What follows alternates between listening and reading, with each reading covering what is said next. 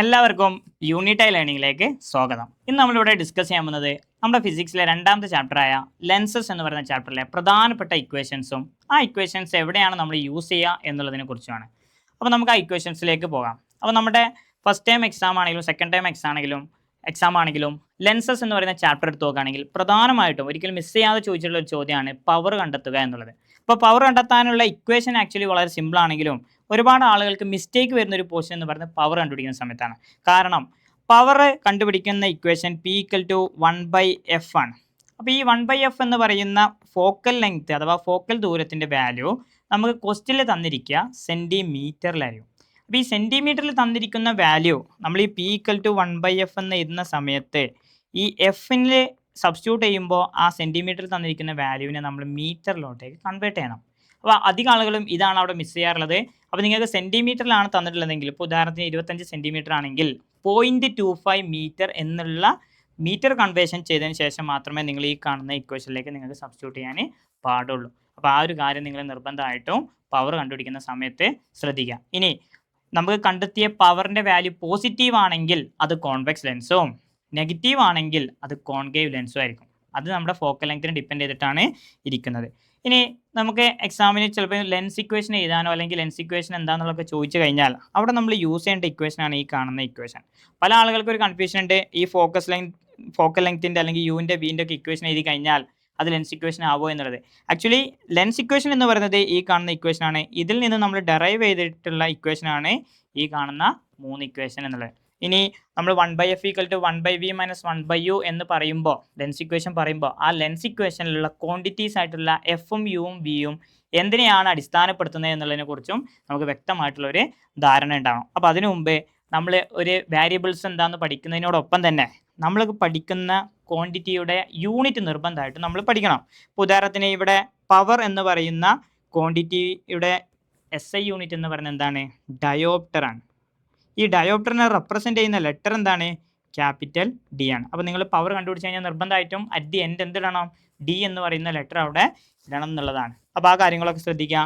ഇനി നമുക്ക് F എന്താണെന്ന് നോക്കാം. F എന്ന് പറഞ്ഞാൽ ഫോക്കൽ ലെങ്ത് അഥവാ ഫോക്കൽ ദൂരമാണ്. ഒരു ലെൻസിൻ്റെ ഒപ്റ്റിക് സെൻറ്റർ മുതൽ അതിൻ്റെ ഫോക്കസ് വരെയുള്ള ദൂരത്തിനാണ് നമ്മൾ എന്ത് പേര് പറയുക? ഫോക്കൽ ലെങ്ത് അല്ലെങ്കിൽ ഫോക്കൽ ദൂരം എന്ന് പറയാം.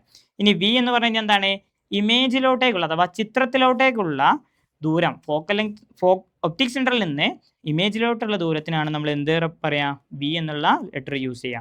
U എന്ന് പറഞ്ഞു കഴിഞ്ഞാൽ ഒബ്ജക്റ്റ് ഡിസ്റ്റൻസ് ആണ്. എവിടെ നിന്ന്? അതും നമ്മുടെ ഒപ്റ്റിക് സെൻറ്ററിൽ നിന്ന്.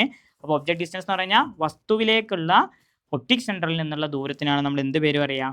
U എന്ന് റെപ്രസെൻ്റ് ചെയ്യുക. അപ്പോൾ അതുമായി ബന്ധപ്പെട്ടുള്ള ഇക്വേഷൻസ് ആണ് F = uv/u - v എന്നുള്ള ഇക്വേഷൻ. ഇത് നമുക്ക് എന്താക്കാൻ പറ്റും? ഫോക്കൽ ലെങ്ത് കണ്ടെത്താൻ പറ്റും.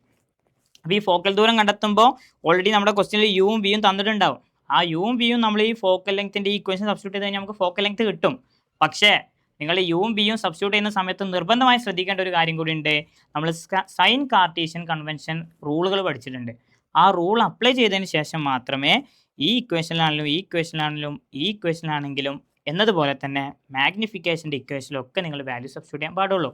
അപ്പോൾ സൈൻ കാർട്ടീഷ്യൻ റൂൾ എന്താണെന്നുള്ളത് വളരെ കൃത്യമായിട്ട് പഠിച്ചു വെക്കുക. അതിൽ U നെഗറ്റീവ് ആവാറുണ്ട്, അത് നമ്മൾ കണ്ടിട്ടുണ്ട്. അതുപോലെ V പോസിറ്റീവ് ആവുന്നത് കണ്ടിട്ടുണ്ട്. ഹൈറ്റ് ഓഫ് ദി ഒബ്ജക്റ്റ് പോസിറ്റീവും ഹൈറ്റ് ഓഫ് ദി ഇമേജ് നെഗറ്റീവും ഒക്കെ ആവാറുണ്ട്. അപ്പോൾ അത് എന്താണ് എന്നുള്ളത് വളരെ കൃത്യമായി പഠിച്ചാൽ മാത്രമേ നമുക്ക് ആ വാല്യൂ സബ്സ്റ്റിറ്റ്യൂട്ട് ചെയ്യാൻ സാധിക്കുള്ളൂ. അപ്പോൾ നമ്മൾ എഫിൻ്റെ ഇക്വേഷനാണ് uv/u - v. ഒബ്ജക്റ്റ് ഡിസ്റ്റൻസ് കണ്ടുപിടിക്കാനുള്ള, അതായത് വസ്തുവിലേക്കുള്ള ദൂരം കണ്ടുപിടിക്കാനുള്ള ഇക്വേഷനാണ് FV/f - v. ഇമേജിലോട്ടേക്കുള്ള നമ്മുടെ ചിത്രത്തിലേക്കുള്ള രൂപം കണ്ടുപിടിക്കാനുള്ള ഇക്വേഷനാണ് UF/u + f. ഇനി അടുത്തതാണ് വളരെ ഇമ്പോർട്ടൻ്റ് ആയിട്ടുള്ള സംഭവം, മാഗ്നിഫിക്കേഷൻ അഥവാ ആവർത്തനം. അതായത് ഒബ്ജക്റ്റിനേക്കാൾ എത്ര മടങ്ങാണ് ഇമേജ് എന്നുള്ളതൊക്കെ നമുക്ക് പറഞ്ഞിരുന്ന ഒരു കോൺസെപ്റ്റാണ് എന്തെന്ന് പറയുന്നത്? മാഗ്നിഫിക്കേഷൻ അഥവാ ആവർത്തനം. അപ്പോൾ നമുക്ക് അതിന് 2 ഇക്വേഷൻസ് ആണുള്ളത്. ഒന്ന് height of the image by height of the object എന്ന് പറയുന്നത്. അപ്പോൾ എല്ലാവരും ശ്രദ്ധിക്കേണ്ട ഒരു കാര്യം, ഈ മാഗ്നിഫിക്കേഷൻ അഥവാ ആവർത്തനം കണ്ടുപിടിക്കുന്ന സമയത്തും കൃത്യമായി നമ്മൾ സൈൻ കാർട്ടീഷ്യൻ കൺവെൻഷൻ അപ്ലൈ ചെയ്യണം. അത് അപ്ലൈ ചെയ്ത് കഴിഞ്ഞാൽ മാത്രമേ നമുക്ക് കറക്റ്റ് ആയിട്ടുള്ള ആൻസർ കിട്ടുകയുള്ളൂ.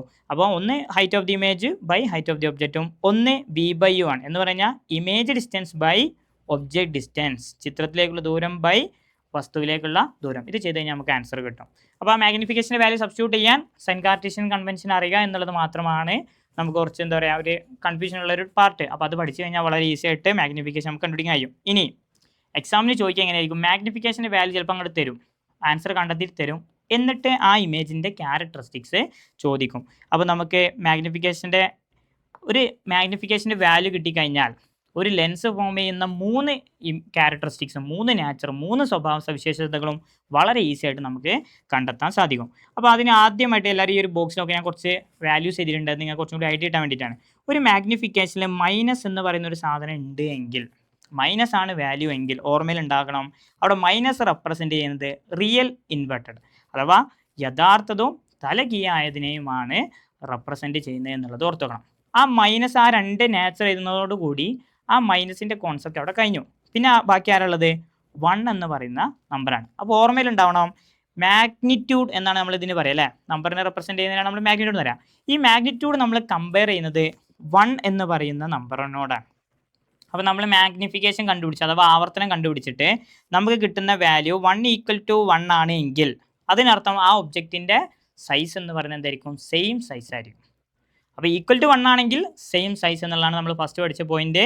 പിന്നെ നമ്മൾ പഠിച്ചു മൈനസ് ആണെങ്കിൽ റിയൽ ഇൻവേർട്ടഡ് അഥവാ യഥാർത്ഥവും അതുപോലെ തന്നെ തലകീഴായതുമായിരിക്കും. അതാണ് നമ്മൾ പഠിച്ച പോയിന്റ്. ഇനി നമുക്ക് അതേ കോൺസെപ്റ്റിൽ മാഗ്നിഫിക്കേഷൻ്റെ വാല്യൂ +1 വന്ന് നോക്കാം. പോസിറ്റീവ് ആണെങ്കിൽ മനസ്സിലാക്കുക, നെഗറ്റീവ് എന്ന് പറയുന്നത് റിയൽ ഇൻവേർട്ടഡ് ആണെങ്കിൽ പോസിറ്റീവ് എന്ന് പറയുന്നത് എന്തായിരിക്കും, വിർച്വലും അതേപോലെ എറക്റ്റും ആയിരിക്കും, അതായത് മിഥ്യയും നിവർന്നതുമായിരിക്കും എന്നുള്ളത് ഓർത്തുക. ഇവിടെയും 1 ആണ് നമ്മുടെ വാല്യൂ അല്ലേ, ന്യൂമറിക്കൽ വാല്യൂ എന്ന് പറയുന്നത് എന്താണ്, 1 ആണ്. 1 ആണ് എങ്കിൽ അവിടെ എന്തായി മാറും, അത് സെയിം സൈസ് ആയിട്ട് മാറും. അപ്പോൾ അത് ഓർത്തുക, =1 ആണെങ്കിൽ. ഇനി അടുത്തതാണ് മാഗ്നിഫിക്കേഷൻ വാല്യൂ -0.5. ഞാൻ ഓൾറെഡി പറഞ്ഞു, മൈനസ് ആണെങ്കിൽ അത് റിയലിനെയും ഇൻവേർട്ടഡിനെയും റെപ്രസെൻറ്റ് ചെയ്യുന്നു. ഇനി ബാക്കിയുള്ള വാല്യൂ നമ്മൾ നോക്കുക, ഇത് =1 ആണെങ്കിൽ സെയിം സൈസ് ആണ്. എന്നാൽ ഈ 0.5 എന്ന് പറയുന്നത് ആക്ച്വലി എന്താണ്, <1 ആണ്. <1 ആകുന്ന സമയത്ത് അതിൻ്റെ നാച്ചർ എന്ന് പറയുന്നത് എന്തായിരിക്കും, ഡിമിനിഷ്ഡ് ആയിരിക്കും. എന്ന് പറഞ്ഞു കഴിഞ്ഞാൽ ചെറിയ ഇമേജ് ആയിരിക്കും അവിടെ ഫോം ചെയ്യുക. ഇനി നമുക്ക് നെക്സ്റ്റ് ഒരു വാല്യൂ നോക്കാം, മാഗ്നിഫിക്കേഷൻ +2. അപ്പോൾ ഇവിടെ പോസിറ്റീവ് റെപ്രസെൻറ്റ് ചെയ്യുന്നത് എന്തിനെയാണ്, എറക്റ്റ് ആയിരിക്കും, അതേപോലെ തന്നെ വിർച്വൽ ആയിരിക്കും എന്നുള്ളതിനെയാണ്. ഇവിടെ 2 റെപ്രസെൻറ്റ് ചെയ്യുന്നത് >1 ആയതുകൊണ്ട് തന്നെ ആ ഇമേജിൻ്റെ നാച്ചർ എന്ന് പറയുന്നത് എന്തായിരിക്കും, മാഗ്നിഫൈഡ് ആയിരിക്കും, അതായത് ഒബ്ജക്റ്റ് വലുതായിരിക്കും എന്നുള്ളതാണ്. ഇമേജ് ഒബ്ജക്റ്റിനേക്കാൾ വലുതായിരിക്കും. ഇനി നമുക്ക് ലാസ്റ്റ് ഒരു കേസ് നോക്കാം, മാഗ്നിഫിക്കേഷൻ്റെ വാല്യൂ -2 എന്ന് വന്നു. അപ്പോൾ ഈ നെഗറ്റീവ് എന്തിനാണ് റെപ്രസെൻറ്റ് ചെയ്യുന്നത്, റിയൽ ഇൻവേർട്ടഡ് അഥവാ യഥാർത്ഥവും തലകീഴായതിനെയും റെപ്രസെൻറ്റ് ചെയ്യുന്നു. എന്നാൽ ഇവിടെയുള്ള നമ്പർ റെപ്രസെൻറ്റ് ചെയ്യുന്നത് എന്തിനാണ്, നമ്മൾ എന്തുമായിട്ടാണ് കമ്പയർ ചെയ്യേണ്ടത്, വാല്യൂ 1 ആയിട്ട് കമ്പയർ ചെയ്യാം. =1 ആണെങ്കിൽ സെയിം സൈസ് ആയിരിക്കും, <1 ആണെങ്കിൽ ഡിമിനിഷ്ഡ് അഥവാ ചെറിയ ഇമേജ് ആയിരിക്കും ഫോം ചെയ്യുക. ഇനി >1 ആണെങ്കിലോ മാഗ്നിഫൈഡ് ആയിരിക്കും അഥവാ ഇമേജ് ആയിരിക്കും ഒബ്ജക്റ്റിനേക്കാൾ വലുത്. അപ്പോൾ ഇതാണ് നമുക്ക് ലെൻസസ് എന്ന് പറയുന്ന ചാപ്റ്ററിൽ പ്രധാനമായിട്ട് പഠിക്കാനുള്ള ഇക്വേഷൻസ്. അതേപോലെ നമ്മൾ മാഗ്നിഫിക്കേഷൻ്റെ വാല്യൂ യൂസ് ചെയ്തിട്ട് ഏതൊക്കെയാണ് നാച്ചർ എന്നുള്ളതും ഐഡൻറ്റിഫൈ ചെയ്തിട്ടുണ്ട്. അപ്പോൾ നല്ല രീതിയിൽ ഈ ക്വസ്റ്റ്യൻസും ഈ ഇക്വേഷൻസൊക്കെ പഠിച്ചു വെക്കാം.